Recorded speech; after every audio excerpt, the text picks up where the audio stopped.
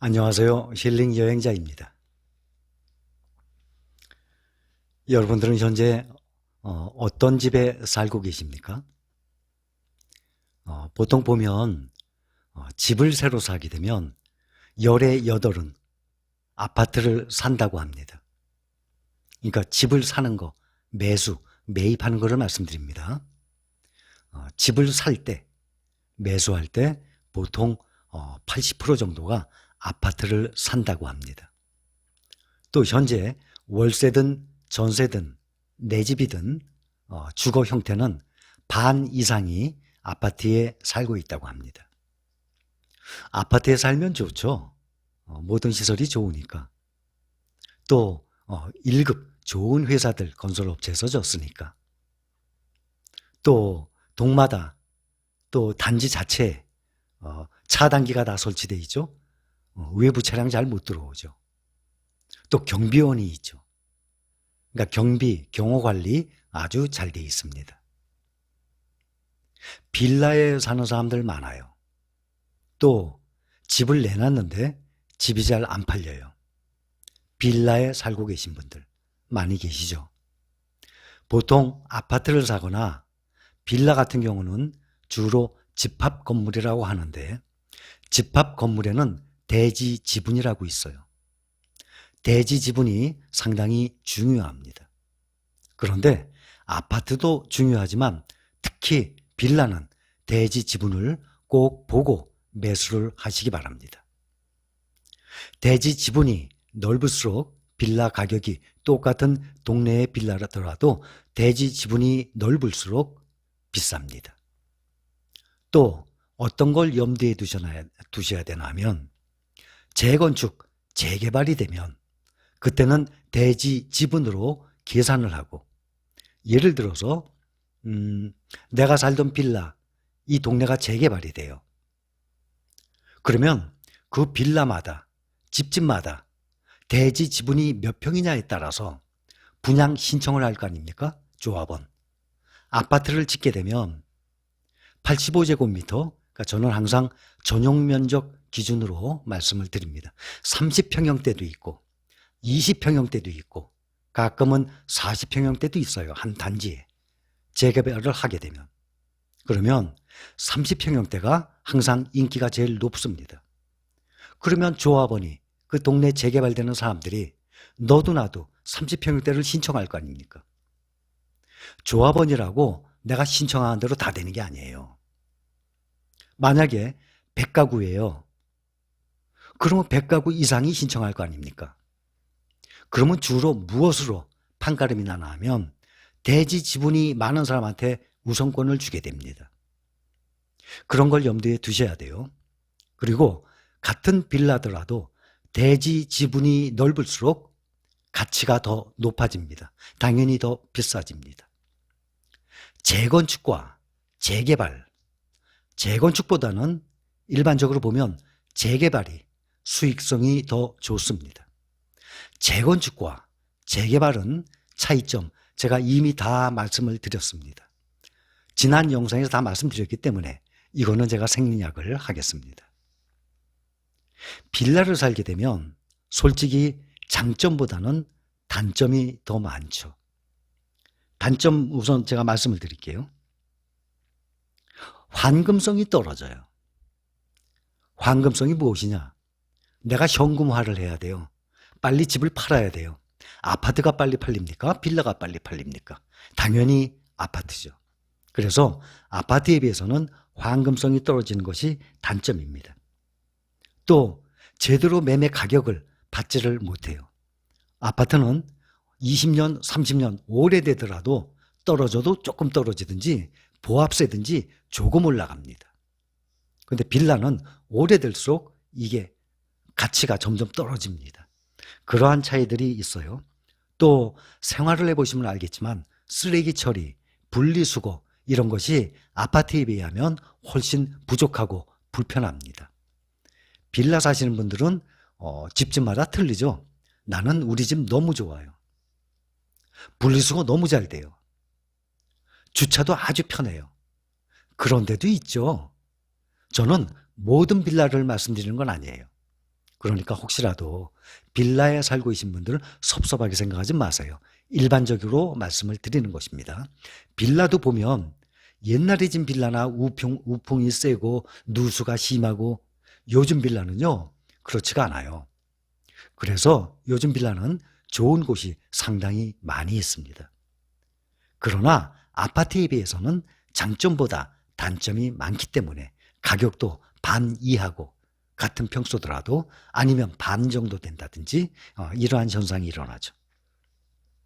그래서 부실공사 염려가 있어서 곰팡이 같은 게 생긴 경우도 있고 또 누수 같은 경우도 생기고 특히 빌라의 꼭대기층 같은 경우는 우풍이 좀 심한 경우도 있어요. 여름에는 햇빛 때문에 뜨겁고 겨울에는 춥고 그런 경우도 간혹 있으니까 참고하세요.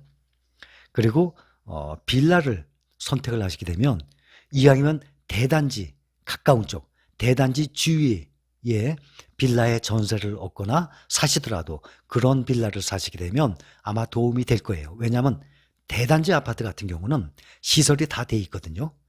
차단기로 차는 막아도 사람은 안 막아요. 그러니까 거기 자체에 공원이라든지 산책로도 있고 놀이터도 있고 또 상가 기반 시설이 다 돼 있거든요. 같이 얼마든지 활용을 할 수가 있죠. 대단지 아파트 바로 옆에 있는 빌라들은 아파트에 사는 사람들이 누릴 수 있는 그런 기반 시설들을 같이 누릴 수가 있어요. 그러니까 그런 것도 염두에 두세요. 근데 특히 이제 이 주차 문제가 상당히 불편한 점이 많아요. 그래서 빌라를 세를 들어가시든 사시든 특히 매수 살 때는 좀 더 신경을 써야죠. 좀 더 심사숙고해야죠. 전세는 아무래도 내가 2년만 사는 거니까 재계약하면 4년 사는 거고 어쨌든 내 집이 아니니까 크게 문제가 되진 않겠지만 빌라를 매수하려고 하는 분들은 좁은 골목으로 들어가게 되면 아무래도 불편한 점이 많아요. 주차 문제에 있어서도 그렇고 방법 문제도 그렇고 그래서 좀 대로변에 있다든지 골목이 좀 사이즈가 좀 크고 또 주차도 적어도 한 가구에 한 대 이상은 나온다든지 뭐 이런 식으로 돼 있으면 훨씬 낫겠죠. 관리 사무실이 당연히 없습니다. 대단지는 또 있을지 모르겠지만 관리 사무실이 없어서 관리가 잘 안 되는 경우가 많아요. 그 다음에 하자 보수도 문제가 돼요. 각자 본인이 알아서 해야 되든지 또 시공한 회사, 그러한 작은 건설 회사하고 다툼이 일어나는 경우도 있어요. 그래서 수리도 내가 직접 해야 되고 빌라 같은 경우는 아파트는 청소 관리사무소에서 알아서 다 하잖아요. 계단이고 어디고. 빌라는 동네 사람들이 알아서 뭐 정해서 이렇게 하고 그러지 않아요? 정확히는 모르겠습니다. 빌라 같은 경우는 계단 청소 모르는 사람이 누가 관리사무도 없으니까 아마 자체 내에서 해결을 해야 될걸요. 집집마다 돌아가면서 한다든지 또 청소하는 날 그런 모여서 한다든지 그거는 빌라 사시는 분들이 잘 아실 겁니다. 또 아파트에 비해서는 입주민들 간의 단합 같은 경우가 잘 안 되는 경우도 좀 많이 있죠.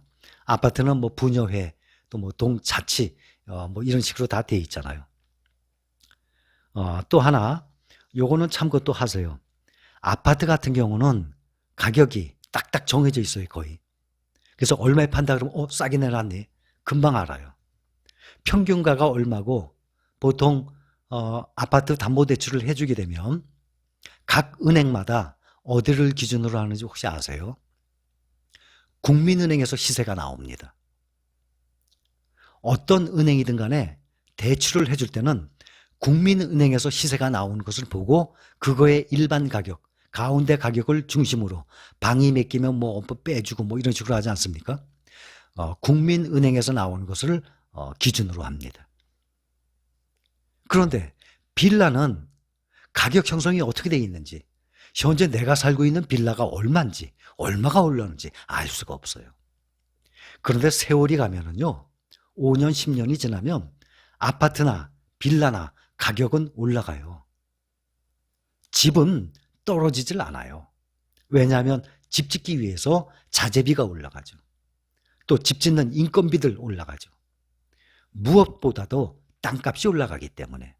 그러나 아파트와 빌라는 차이가 나죠. 그래서 내가 살고 있는 단독주택이나 빌라, 오피스텔 이런 것은 보시려고 그러면 인터넷의 국토교통부에 실거래가 공개 시스템이 있어요. 실거래가 공개 시스템은 새로 매입을 하고 매도하게 되면 등기를 올릴 거 아닙니까? 그렇게 되면 국토교통부에 올라가요. 실거래가 공개 시스템에. 그러면 거기 들어가게 되면 전국적으로 뭐 경기도 뭐 무슨 시, 무슨 구, 무슨 동 번지수 치면 다 나와요. 그 동네가. 우리 집만 나오는 게 아니라 우리 동네 그 바운더리에서 계약된 집들 눌러보면 다 나옵니다. 가격이. 그거 참고하시면 돼요. 근데 거기 가격에 매매가만 나오는 게 아니라 전세 가격도 나와요. 무슨 빌라, 몇 층, 전세 얼마, 몇 년도 몇 월 며칠 날 나갔어요. 무슨 빌라 몇 층, 몇 평형, 몇 년도 몇 월에 얼마에 매매가 됐습니다. 다 나옵니다. 그거를 참고하시면 돼요. 대신 좋은 점은 관리비 적게 나가죠. 그렇죠? 엘리베이터 있는 곳도 있겠지만 엘리베이터가 없는 곳들은 관리비가 더 싸죠. 빌라가. 요즘 빌라들은 엘리베이터 있는 곳들도 많이 있다고 합니다. 어쨌든 아파트에 비하면 공동 전기료부터 또 아파트 관리하는 관리 아저씨 월급부터 뭐 이런 것들이 다 안 나가니까 관리비가 아무래도 적게 나가죠. 또 요즘 신축들은 아파트에 버금가게끔 잘 집니다. 그런데 중요한 것은 많은 사람들이 빌라를 매입을 할 때도 보면 디자인, 인테리어 이런 거 중심으로 봅니다.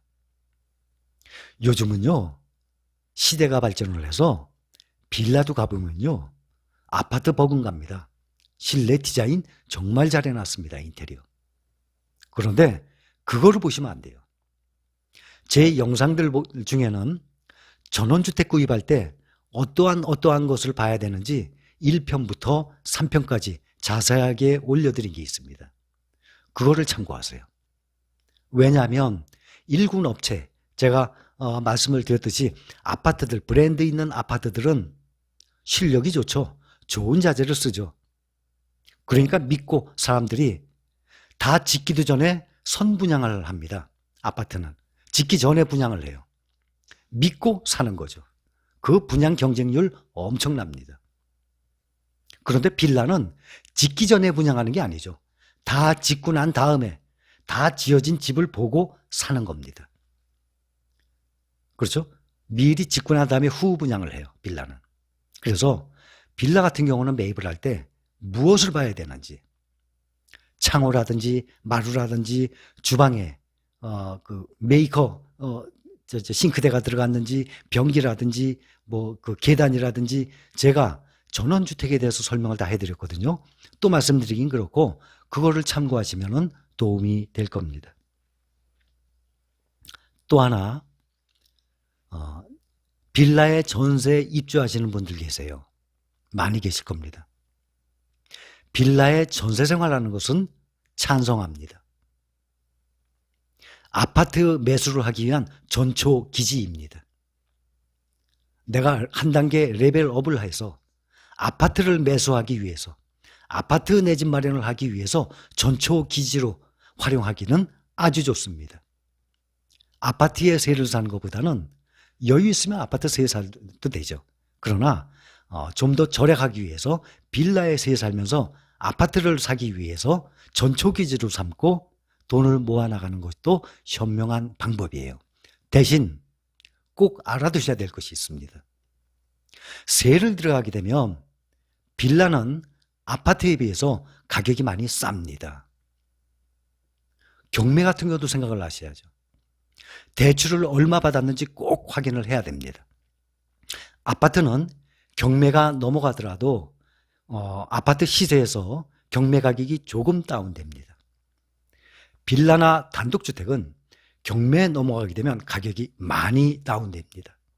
그래서 집주인이, 임대인이 세를 넣을 때 대출을 얼마 받았는지 그거를 꼭 확인을 하고 난 다음에 이 정도면 뭐 충분하겠구나. 아니에요. 그거를 꼭 확인하시고 대출이 없는 집이라면 좋죠. 아니면 대출 조금 있으면 괜찮아요. 그 외에는 대출이 조금만 세면은 심사숙고하셔야 될 겁니다. 새 들어가시는 분들 말씀드린 겁니다. 그래서 아파트와 빌라 어디를 선택해야 됩니까? 당연히 사람마다 호불호가 갈리고 본인의 경제적인 상황에 따라서 갈릴 겁니다. 그래서 제가 지금 드린 말씀은 또한 일반적인 것이니까 빌라라고 다 뭐 잘못 진다든지 누수가 많다든지 절대 아니에요. 요즘 빌라는 준공을 받으면 기준이 상당히 셉니다. 그래서 준공을 제대로 받기 위해서라도 좋은 자재 써야 되고 집도 내진 설계도 해야 되고 잘 짓는 곳이 많이 있습니다. 그러나 이전에 옛날에 졌던 빌라들은 아무래도 부실한 데가 없잖아 있어요. 그래서 이런 것을 참고하시라고 제가 말씀을 드린 겁니다. 어떻습니까? 도움이 되셨습니까? 자, 오늘 여기까지 합니다. 감사합니다.